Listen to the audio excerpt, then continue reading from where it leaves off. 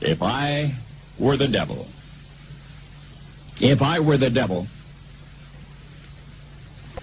If I were the prince of darkness, I'd want to engulf the whole world in darkness, and I'd have a third of its real estate and 4/5 of its population, but I wouldn't be happy until I had seized the ripest apple on the tree. Thee.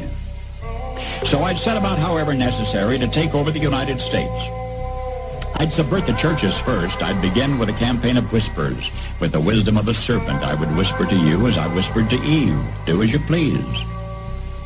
To the young, I would whisper that the Bible is a myth.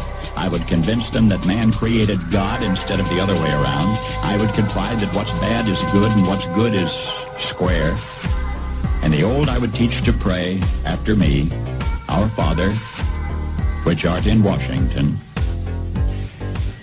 And then I'd get organized. I'd educate authors in how to make lurid literature exciting so that anything else would appear dull and uninteresting. I'd threaten TV with dirtier movies and vice versa. I'd peddle narcotics to whom I could. I'd sell alcohol to ladies and gentlemen of distinction. I'd tranquilize the rest with pills.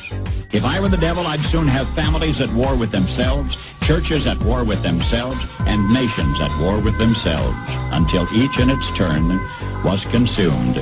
And with promises of higher ratings, I'd have mesmerizing media fanning the flames.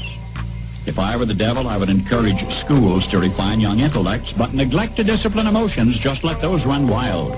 Until before you knew it, you'd have to have drug-sniffing dogs and metal detectors at every schoolhouse door. Within a decade, I'd have prisons overflowing. I'd have judges promoting pornography.